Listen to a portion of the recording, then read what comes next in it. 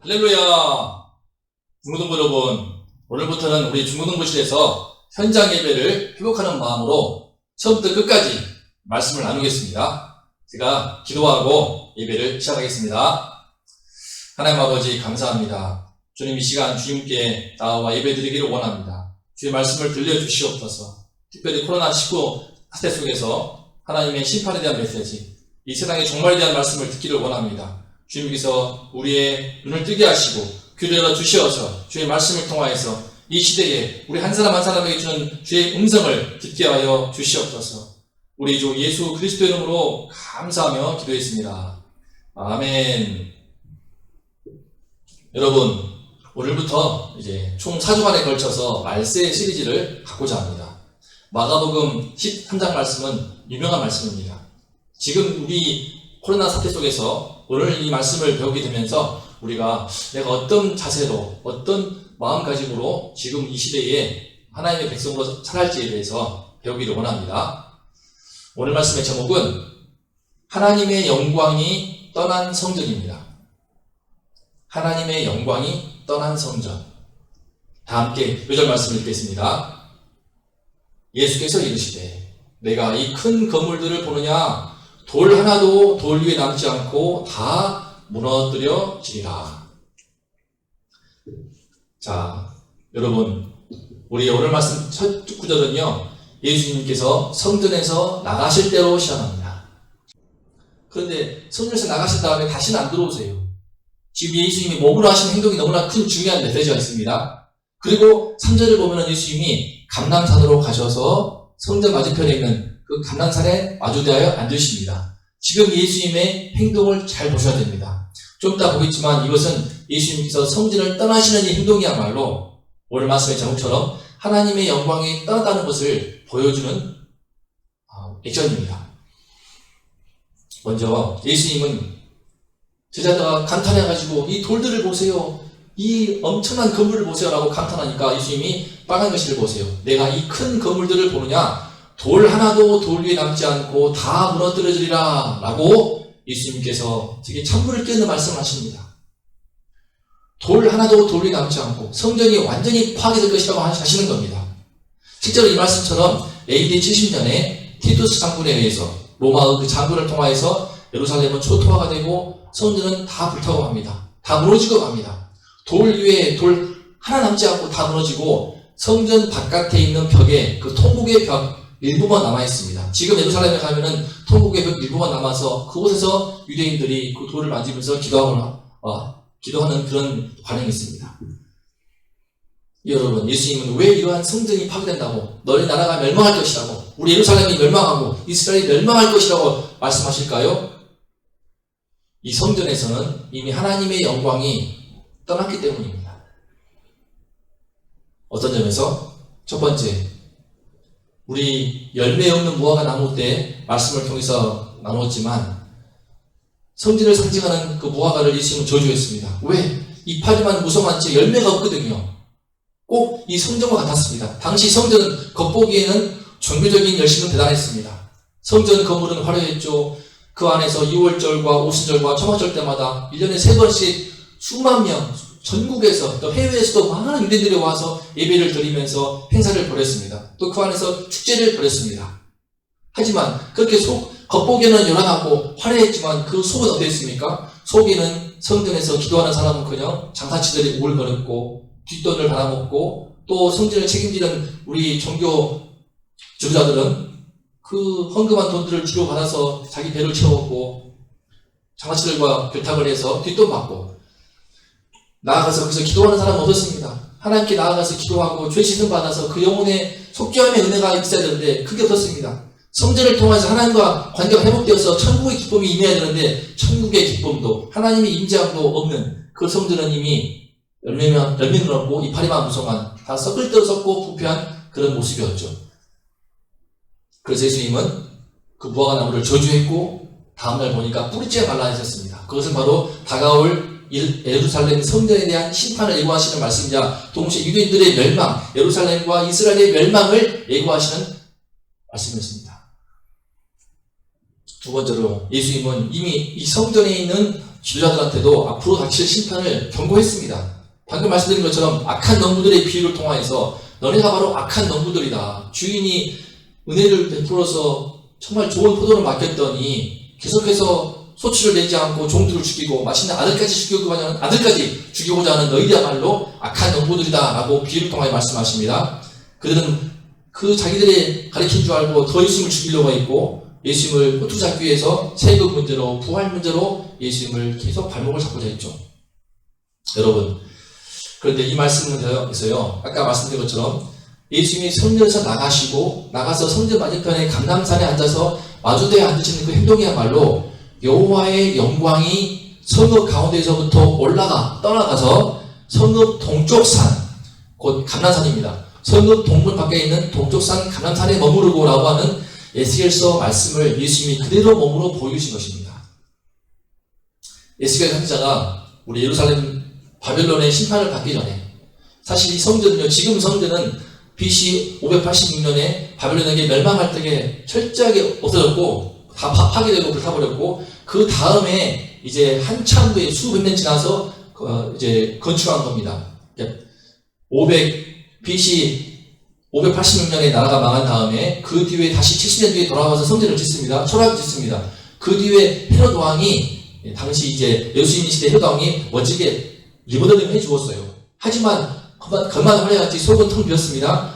예수님은 그에 대해서 에스겔서 말씀에 나왔던 그 심판을 다시 한번 예고하시는 것입니다.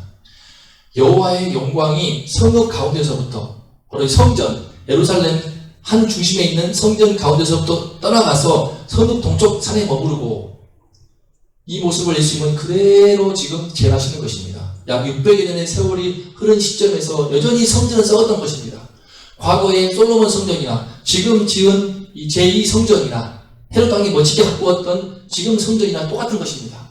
다 속에서 겉만 화려하지 그 가운데 하나님께 예배드리면서 애통하게 회개하는 심령 가운데 주님을 만나고 죄시름 받고 죄사함 받는 그 은총이 그 성령의 은혜가 전혀 있지 않았던 것입니다. 여러분, 말세의 징조가 뭘까요? 우리 말씀을 볼 때 알 수 있습니다. 말세라는 것은 세상의 종말의 징조는요, 바로 이 성전에서 하나님을 예배하는 성전에서 하나님의 영광이 떠나가는 것입니다. 무서운 일이죠. 하나님께 나아갈 수 있는, 하나님께 예배할 수 있는 그 공간인 성전에서 하나님의 영광이 떠나간다. 우리 뒤에서 보겠지만 잠깐 말씀을 드리면 지금 이 시대에도 그렇습니다. 코로나19 사태 속에서 지금 수많은 성도들이 교회를 떠나고 하고 있습니다. 어쩔 수 없잖아요. 비상 상황이기 때문에 지금과 같이 온라인 예배를 드리지 않습니까? 어려서부터 다니는 교회에서 처음으로 교회를 한 달도 아니고 두 달도 아니고 거의 4개월 이대로 가면은 반년을 넘을지 모르겠습니다. 하지만 우리는 7월 초에 우리 현장 예배를 해보지 않습니까? 근데 지금 수많은 교회가 이 코로나 문제로 교회에 떠나서 온라인 예배를 드리는 동안에 성도들의 마음 가운데, 우리들의 마음 가운데 교회가 멀어지고 있는 것입니다. 몸과 마음이 멀어지는 것이에요. 그로 인해서 지금 성도들이 교회에서 떠나가는 겁니다. 특히 주일학교 수많은 아이들이 실제로 교회에서 몸과 마음이 멀어지면서 떠나가고 신앙에서 떠나가는 일이 현재 발생하고 있습니다. 오늘 말씀 비춰볼 때 하나님의 영광이 떠나간다는 것은 무엇입니까? 교회의 성도들이 몸과 마음이 떠나가고 주일학교의 아이들이 떠나가고 이것이야말로 너무나 끔찍한 비극이지 않겠습니까? 말세, 세상의 종말, 다가올 심판에 대한 징조는 다른 게 아닙니다. 내 마음속에서 내 몸과 마음이 교회에서 멀어지고 하나님을 예배하는 곳으로부터 멀어지는 것입니다. 온라인 예배를 통해서도 하나님을 예배할 수 있죠. 하지만 어떻습니까? 침대에 일어나서 핸드폰 켜거나 끄거나 이와 같은 행동을 하게 되니까 예배드리는 경건한 마음과 하나님께 나아가는 간절한 자세를 잃어버리지 않습니까? 제 주위에 참 많은 지인들의 간증이기도 합니다. 여러분, 이제는요, 우리가 오늘 말씀을 통해 정신을 차려야겠습니다. 하나님의 영광이 떠나가고 있습니다. 그것은 무서운 일입니다. 우리가 정말 정신을 차리고 다시 새롭게 이제 현장 예배를 통하여서, 그래서 제가 오늘 처음부터 끝까지 이거 중고등부실에서 말씀을 나눠보자 합니다. 여러분이 다 여기 앉아있다고 저는 마음으로 믿고 지금 여러분들에게 말씀을 선포하고 있는 것입니다. 그러면 성전에서 하나님의 영광이 떠나가고 있다는 그 전조 증상이 있습니다. 그 점검할 수 있는 두 가지 사항이 있습니다. 그것이 무엇인가? 바로 오늘 말씀에서 볼 때 예수님은 사람들의 미혹을 주려라라고 말씀하십니다. 예수님이 성전이 다 파괴될 것이라고 말씀하시니까 놀래서 베드로와 야고보와 요한 안드레가 조용히 묻습니다. 예수님, 어느 때에 이런 일이 있겠으며 무슨 징조가 있겠습니까? 사실 예수님은 이미 징조를 말씀하셨어요. 말씀이 아니라 몸으로 보여주셨습니다. 성전을 떠나가서 다시는 들어오지 않습니다. 그리고 성전 맞은편 밖에 앉아 계십니다. 그것은 성전이 멸망할 것을 예언하던 그 에스겔 선지자의 말씀을 그대로 몸으로 보여주신 것입니다. 하지만 쟤네들이 못 알아들으니까 예수님이 말씀하시죠. 사람들의 미혹을 받지 않도록 주의하라. 많은 사람이 내 이름으로 올 것이다. 여러분, 성전이 약해질수록 거짓 그리스도들이 나타납니다. 성전이 약해질수록 하나님을 예비하는 그 중심에 성령이 떠나갈수록 거짓 메시아들이, 거짓 선지자들이 나타나서 사람들을 흔드는 것입니다. 왜? 성전에 무너진 그 균열을 틈타서 사탄 마귀가 몰려오는 것이죠. 보세요. 많은 사람이 내 이름으로 와서 내가 그러하여 많은 사람을 미혹하리라. 많은 사람이 나 예수를 지칭할 것이다. 자칭할 것이다. 그리고 많은 사람을 미혹할 것이다. 라고 지금 경고하고 있습니다. 오늘 이 말씀 뒤에서 또 경고하십니다. 거짓 그리스도들과 거짓 선지자들이 일어나서 이적과 기사를 행하여 할 수만 있으면 택하신 자들을 미혹하려 하리라. 여러분, 사탄 마귀는요, 택하신 자들, 기존의 성도들까지도 개의치 않습니다. 믿지 않는 사람뿐만 아니라 믿는 사람들까지도 미혹하여 거짓으로 그들을 신앙을 무너뜨리고 그들로부터 하나님을 떼어놓고자 몸부림을 치고 발광을 하는 것입니다. 말세에 우리가 점검할 사항 첫 번째가 무엇입니까? 많은 사람들이 거짓에 미혹되는 것입니다. 많은 사람들이 거짓에. 이때 거짓을 하는 일단은 예수님의 이름으로 자기가 자칭 예수라고 하는 소위 신천지 이만희처럼 이단들을 먼저 가르치겠죠. 내가 구원자라고. 여러분, 우리 사회 속에서 얼마나 이단들이 활기를 치고 있습니까? 이번 코로나 사태 속에서 봤던 것처럼 신천지는 우리 사회에 깊숙이 뿌리 내리고 있고 그 수도 적히 10,000명도 아니고 100,000 명을 넘어서고 벌써 200,000 명이 육박하고 있습니다. 안타까운 일이지만 제가 우리 중고등부에 와서 처음 생겼던 그 형제도 2명이, 형제와 자매 각각 2명이 신천지에 빠졌었죠. 한 형제는 간신히 나왔습니다. 너무나 감사하게도 주의 은혜로 작년에 빠져나왔어요. 하지만 또 한 친구는 지금 신천지 속에 깊숙이 그 안에 있다고 합니다. 여러분, 단순 이단만의 문제가 아닙니다. 오늘날 우리 사회에 수많은 거짓이 난무하고 있습니다. 사탄 마귀의 특징이 바로 거짓입니다. 요한복음 8장 44절에서 사탄 마귀에 대해서 이렇게 증거합니다. 그 속에 진리가 없어서 거짓을 자기 것으로 말하며 또 거짓말쟁이요 거짓의 아비라 라고 말합니다. 이 거짓의 아비, 거짓의 특징으로 하고 있는 사탄 마귀의 최초의 거짓말이 무엇입니까? 바로 선악과였죠. 하나님이 동산 중앙에 선악과를 심으시고 에덴의 모든 나무를 마음껏 먹도록 아담과 하와의 풍성한 자유와 놀라운 특권을 주었지만 사탄 마귀는 그 옛 뱀으로 모여서 옛 뱀, 곧 마귀, 그는 뱀 모양으로 와서 어떠했습니까? 뱀을 통하여서 요구하지 않습니까? 하나님이 참으로 동산 모든 나무의 실과를 먹지 말라고 하더냐? 라고 거짓말로 다가옵니다. 철저한 거짓말이죠. 뻔뻔한 거짓말이죠. 예수님, 하나님께서는 모든 걸 다 먹으라고 했는데 다 먹지 말라고 하느냐? 라고 거짓말로 쑥 들어와서 하나님을 의심하도록 공격을 하고 하와는 거기에 소수무처로 당하게 되면서 나중에는 선악과를 따먹어도 결코 죽지 않을 것이다 라고 하는 거짓말에 쏙 넘어가서 따먹고 말죠. 여러분, 우리 사회에는 지금 얼마나 많은 거짓이 넘쳐난지 모르겠습니다. 거짓의 영이 지금 우리 사회를 거의 가득 차고 있다고 해도 과언이 아닌 것 같아요. 그 중에 최고의 거짓이 무엇인가? 여러 가지가 있겠지만 제가 생각할 때는 이 세상에서 제가 저와 가까운 친척분의 카톡 프로필에 얘기 듣습니다. 여기에서 행복하자. 여기에서 행복하자는 거예요. 지금 살아가는 동안 이 땅에서 행복하자는 것입니다. 죽으면 끝이니까. 전 이것이야말로 가장 사탄 마귀가 우리 인생들에게 속이고 있는 최고 큰 거짓말이라고 봅니다. 죽음은 끝이야. 이 세상에는 전부야. 그러니까 지금 살아가는 동안에 잘 먹고 잘 살고 그러면 돼 라는 것입니다.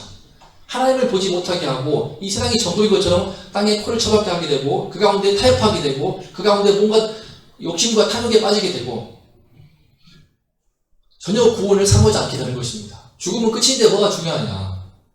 여러분, 참 이에 대해서 정말 나눌 수 말씀이 많지만 우리 인생은 참으로 짧습니다.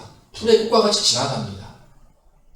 수많은 사람들이 유튜브를 보게 되면 1950년대, 60년대 그렇게 옛날 우리 어르신들을 칼라 사진으로, 흑백이 아닌 칼라 사진으로 찍은 그런 장면들을 종종 보곤 합니다. 거기 나왔던 수많은 장면들, 50년대와 60년대 전경이 서울에 쫙 펼쳐집니다. 하지만 보면서 느끼는 것은 바로 그분들이 지금 어디에 있는가? 다 죽었어요. 다 사라졌어요. 1920년대도 더 있습니다. 1910년대 해방뿐만 아니라 일제시기 때에도 수많은 사람들 다 화면 속에는 그 칼라 사진 속에서 또 심지어 동영상 속에서 그 영화 필름 속에서 움직이고 있어요. 하지만 그분들 전부 다 죽었어요. 다 사라졌습니다. 너무 짧은 인생입니다. 짧은 인생이 전부가 아닌 거죠. 우리에게 죽음은 끝이 아닙니다. 한 번 죽는 것은 사람에게 정한 것이요 그 후에는 심판이 있습니다. 우리의 영혼이 있고 우리 영혼은 영원한 생명으로 다시 부활하게 되는 것입니다. 그때 어떻게 합니까? 선인은, 의인은 생명의 부활로, 악인은 영원한 죽음의 부활로. 여러분, 많은 사람들이 거짓에 미혹되고 있습니다. 이 세상이 전부가 아닌 것이죠. 여러분, 죽어도 마찬가지입니다. 지금 대학이 전부인 것 같지만 그게 아니지 않습니까? 대학 간 다음에는 취업이 있고, 취업 간 다음에 또 결혼이 있고, 결혼을 한 다음에 또 취업이 있고, 승진이 있고, 노후 대비가 있고, 이 짧은 인생 속에서 우리가 이렇게 복다 그러다가 가는 것입니다. 사탄 마귀에 거짓에 속아서 우리가 일생 이 세상에서 뒹굴다가 하나님의 영광이 떠나간 채로 살아갈 수밖에 없게 되는 것입니다. 여러분, 우리가 이런 거짓에 미혹되는 것, 왜 미혹되어서 세상이 자꾸 탐욕에 빠지게 되고 전부 다 너나 없이 돈에 빠지게 되고 돈 우상을 섬기고 또 아파트 부장에 그냥 빠져서 온통 부동산 투기에 열풍이 불고 있고 이 모든 것이 뒤덮고 있는 현상 이면에는 하나님의 영광이 우리 한국 교회 속에, 우리나라 속에, 무엇보다 내 속에 하나님의 영광이 떠나갈수록 이와 같은 문제에 우리가 빠지게 되는 것입니다. 오늘 말씀 비추어서 내 자신을 점검해보면 좋겠습니다. 나에게는 하나님의 영광이 지금 내가 떠나가고 있지 않는가? 내가 지금 자꾸 세상의 유혹에 빠지고 있는가? 거짓의 유혹에 빠지고 있는가? 하나님 나라 보이지 않고 신령한 그 성령의 은혜가 보이지 않고 하나님의 인지를 경험한 것이 느껴지지 않고 그렇다면 내 마음 가운데 내 영혼 속에 지금 하나님의 영광이 서서히 따라가고 있는 무서운 증거입니다. 우리가 새롭게 각성해야겠습니다. 다음 말씀입니다. 자, 두 번째 점검사항이 있습니다. 그것이 무엇인가? 바로 난리입니다. 난리와 난리가 바로 우리 점검해야 될 사항입니다. 예수님은요, 말세가 가까울수록 난리가 일어나고 전쟁이 발생하고 지진과 기근이 끊이지 않을 것이라고 말씀하십니다. 그런데요, 두려워하지 말라고 하세요. 지금 우리도 지금 코로나 때문에 수많은 사람들이 고통을 받고 있습니다. 전 세계에서 수백만 명이 감염되었고 죽은 사람은 수십만 명입니다. 우리나라가 그나마 선방하고 있지만 이 사태가 끊어지질 않아서 학교도 지금 일주일에 한 번밖에 못 가고 있지 않습니까? 대체 언제 코로나는 약한 것이고 이후에 또 새로운 경제 위기가 올 것이며 제2의 IMF가 올 것이고 다양한 위기론이 오고 있습니다. 여러분, 이와 같은 난리와 전쟁과 기근이 끊이지 않을 터인데 예수님은 두려워하지 말라고 하십니다. 왜? 심판의 말씀에 비춰볼 때 첫 번째, 이런 일이 있어야 하기 때문입니다. 여러분, 코로나19는요, 어떤 점에서 앞으로 더 큰 난리가 올 것이고 지금 미국은 또 인종차별 문제로 인해서 나라가 온통 폭도들이 들끓고 있고 평화로운 시위 이면에는 우리 교인들의 가게를 털고 나라가 쑥대밭입니다. 미국만이 아니라 중국, 전세계, 유럽, 아프리카, 남미, 브라질, 그쪽은 지금 또 남미로 가서 코로나가 횡행하고 있습니다. 끊이지 않는 전 세계적으로 발생하고 있는 이와 같은 난리들. 하지만 이런 일들이 있어야 됩니다. 왜? 난리와 전쟁과 지진과 기근과 같은 이와 같은 외부의 큰 시련을 통하여서 사람들이 주님께로 돌아오기 때문입니다. 여러분, 우리는 이와 같은 어쩔 수 없는 초자연적인, 그 대자연의 자연재해와 또 우리가 어쩔 수 없는 인간의 힘으로 할 수 없는, 과학으로도 넘을 수 없는 그런 재앙들을 통하여서 우리는 비로소 피조물에 약하면 깨닫고 겸손해지지 않습니까? 바이러스 안 보이잖아요, 눈에. 현미경으로 봐야 보이지 않습니까? 이 바이러스 앞에서 지금 전 세계가, 온 인류가 소수무책으로 당하고 있잖아요. 그런 가운데 자기도 모르게 우리 인간의 실존을 알게 되는 것이죠. 아, 인간이 잘났다고 큰 소리 치지만, 달에도 가고 화성에도 간다고 하지만, 실제로는 이 바이러스 보이지 않는 이거 앞에서도 속수무책으로 다 넘어지고 다 무너지는구나. 그래서 하나님이 구원하시기로 택하신 자들은요, 이와 같은 난리와 전쟁과 지진, 기근 속에서 정신을 차리고 하나님께로 돌아오게 됩니다. 그런 은혜가 있기 때문에 이런 일이 있어야 하는 것입니다.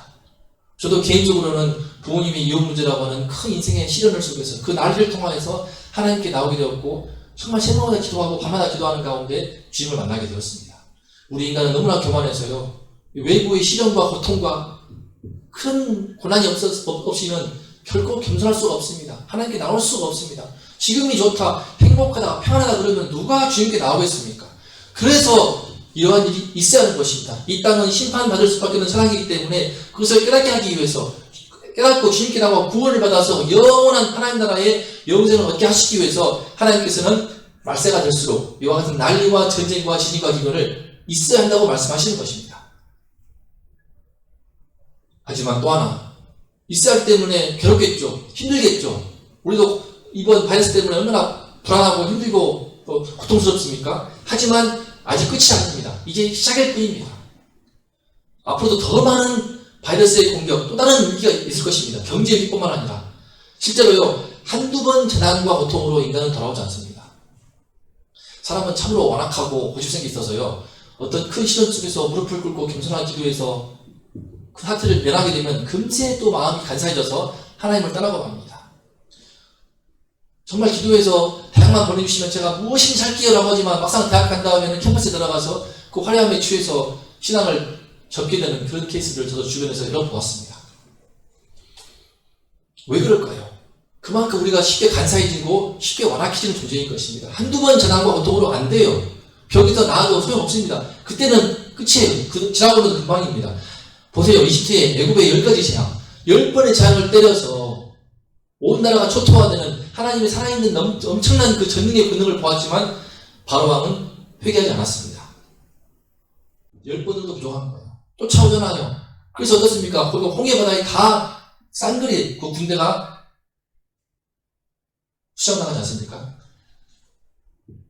이런 애국뿐만 아니라 그렇게 해서 출국을 해서 이스라엘을 이루었지만 하나님께서 또 이놈들이 우상숭배하기 때문에 칼과 기근과 전염병으로 여러 모양으로 경고하십니다.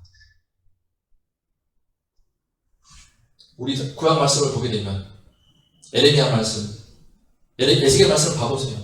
칼과 기근과 전염병의 심판이 있을 것이라고 예수님께서, 하나님께서 수없이 경고하십니다. 수십 번을 경고하지만 소용없어요.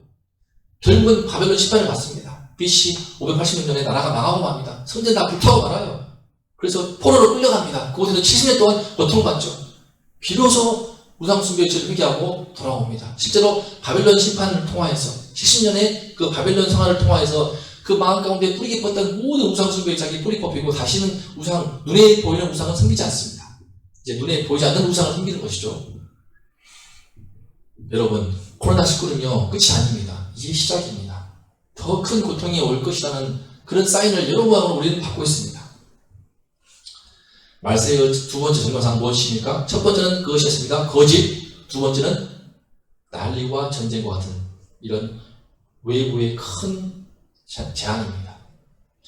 이와 같은 것들이 곳곳에서 반복해서 발생하고 있습니까? 지금 그러고 있잖아요. 사실 저는 이 말씀을 10년 전에도 20년 전에도 기도 배워봤지만 올해와 같이 와닿게 받는 경우는 처음입니다. 이런 난리와 전쟁과 지진과 기근들 늘 있었습니다. 예나 지금이나 늘 있어 왔지만 지금과 같이 바이러스 때문에 눈에 보이지 않는 바이러스 공격으로 인해서 전 세계가 전 지구적으로 세계적으로 이와 같이 큰 난리 속에서 나라가 뒤집어지고 쑥대밭이 되고 경제적 기근이 닥치게 되고 이제 시작이지 않습니까? 지금이야말로 하나님의 심판이 다가오고 있는 말세였다라는 것을 여러 모양으로 특히 이번 코로나19 사태 속에서 우리는 경고함을 받고 하나님의 영광이 떠나가지 않도록 기도하겠습니다. 이와 같은 현상은 하나님의 영광이 떠나가는 이 세상 속에서 우리가 우리에게 경고를 주는 것입니다. 주님께 돌아오라고. 결론입니다. 오늘 말씀이 여러분에게는 어떤 메시지를 줄까요? 저에게는 어떤 메시지를 줍니까? 바로 이것입니다. 하나님의 영광이 떠나가는 것을 두려워해야 됩니다. 여러분, 정말 두려워할 것은 IMF나 또 앞으로 코로나 때문에 인해서 다시 닥치게 될 제2의 경제 위기 등의 그런 문제를 더 넘어서 더 큰 것은 무엇이냐? 하나님의 영광이 떠나가는 것, 그것을 정말 두려워해야 됩니다. 여러분, 교회에 하나님의 영광이 떠나가는 것을 두려워해야 됩니다. 아무리 부족하고 또 사회 언론에서 TV에서 공격을 하더라도 허물이 많을지라도 교회 안에서 이 교회를 통해서 하나님 역사하시고 우리 영혼을 구원하시며 그리스도의 복음을 선포하여 구원하시는 하나님 나라의 역사를 이루시고 있습니다. 여러분, 그래서 어거스틴이나 또 키플리안 주사같이 우리 교회에 대해서 교회 밖에는 구원이 없다고까지 말했습니다. 물론 하나님은 다양하게 역사하시지만 그만큼 교회를 통하여서 구원의 역사를 이루시는 것입니다. 그런데 이런 교회 가운데 성도들이 따라가고 있습니다. 교회에, 주일학교에 우리 부서 아이들이 따라가고 있습니다. 몸이 멀어지고 마음이 멀어지고 신앙까지 따라가고 있습니다. 교회에 하나님의 영광이 따라가는 것, 그것이야말로 정말 진짜로 두려워할 것은 바로 이것이라고 생각합니다. 더 무서운 것은 바로 저입니다. 여러분과 나에게 하나님의 영광이 따라가는 것입니다. 너무 두렵습니다. 점검할 사항이 있습니다. 두 가지를 통해서 우리가 점검을 해보겠습니다. 첫 번째, 내가 이렇게 세상의 난리 속에서도 여전히 세상의 달콤한 거짓에 빠져서 거기에 미혹되어 있지 않는가? 미혹되어서 정신을 자꾸 막 혼미해지고 또 자꾸 막 유혹을 받고 그러지 않는가? 지금 모든 세상의 한 영역 속에서 바이러스를 공격을 통하여서 지금 각광받던 직업들이 다 무너지고 있고 우리 미래가 어떻게 될지 모르겠습니다. 한치 앞 알 수가 없어요. 여러분, 두 번째 점검사항 보겠습니다. 그것이 무엇입니까? 바로 내 인생에 반복된 시련과 고통을 주어서라도 하나님은 돌이키신다는 것입니다. 다시 말해, 내가 삶에 고통이 있고 아픔이 있고 자꾸 시련이 있다. 그것은 하나님이 정말 여러분을 사랑하시는 증거일 수 있습니다. 하나님의 영광이 떠나가고 있는 세상 속에서 내 영혼 속에도 내 심령 속에도 주님의 영광이 떠나가기 때문에 경고하여 주님께 돌이키게 하기 위해서 주님께서 이와 같은 인생의 어려움들을 통해서라도 돌아올 수 있도록 그런 고난을 주시는 것입니다. 우리가 이런 내 안에 또 세상의 거짓 가운데 거짓에 내가 자꾸 미혹되지 않는가, 내 안에 거짓에 있지 않는가, 또 하나 두 번째 자꾸 이런저런 모양으로 시련이 닥치는가, 삶의 고난이 있는가. 그렇다면 지금 하나님께서 나를 사랑하셔서 주의 영광이 내가 떠나가고 있으니까 정신을 차리고 회개하고 돌아오라는 주님의 음성으로 들을 수 있으면 좋겠습니다. 다 함께 이 말씀을 읽고 마치겠습니다. 너희는 너희가 하나님의 성전인 것과 하나님의 성령이 너희 안에 계시는 것을 알지 못하느냐? 누구든지 하나님의 성전을 더럽히면 하나님이 그 사람을 멸하시리라. 하나님의 성전은 거룩하니 너희도 그러하니라. 자, 기도하고 오늘 말씀을 마치겠습니다. 하나님 아버지, 주님의 영광이 이 세상을 떠나가고 있습니다. 주님의 영광이 우리 한국교회를 떠나가고 있습니다. 주님의 영광이 각종 주일학교 부서를 떠나가고 있습니다. 아버지 하나님, 주께서 불쌍히 여기셔서 우리가 이번 코로나 바이러스 사태를 통해서 정신을 차리고 이제라도 돌이켜서 주님께 돌아와 회개하고 다시 한번 주님의 품 안에 들어와서 주님의 영광의 빛 가운데 가을 수 있도록 도와주시옵소서. 세상의 달콤한 거짓에 죽지 않게 도와주시고 주님께서 여러 모양으로 난리를 각종 온 세계와 지구상의 난리를 여러 모양으로 주시고 있는데 이 가운데 정신을 차리고 주님께 돌아오는 그런 계기 삼도록 도와주시옵소서. 하나님의 영광이 떨어지 않게 도와주시고 우리 중고등부에 주님의 영광이 떨어지지 않도록 붙들어 주시고 한 명 한 명의 심령 속에 성령의 충만한 빛 가운데서 오히려 이 사탄 속에서 예수께로 나아오고 주님께로 나아오며 주님을 만나고 주님의 백성으로 더 분명하게 사는 그런 계기 될 수 있도록 하나님 아버지 은혜를 허락하여 주시옵소서. 우리 주 예수 그리스도 이름으로 감사하며 기도했습니다. 아멘. 자, 여러분, 오늘 말씀은 좀 무거운 주제였습니다.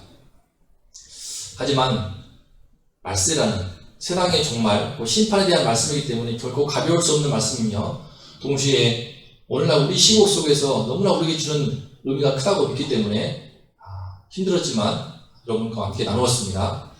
우리가 정말 오늘 말씀을 계기로 해서 자신도 이번 말씀을 준비하면서 정신을 차리고 새롭게 일어나고 있습니다.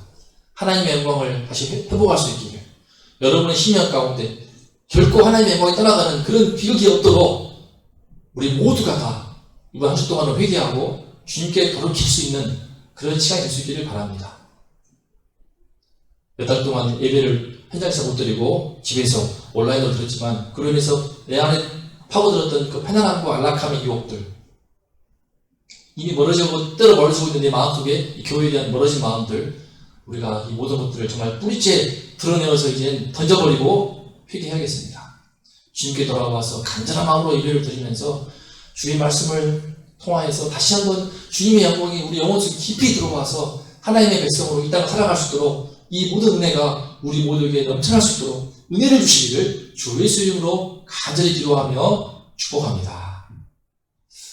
자, 그러면 다음 주에도 말세에 대해서 두 번째 시간을 갖겠습니다. 그럼 다음 주에 건강한 모습으로 만날게요. 자, 안녕.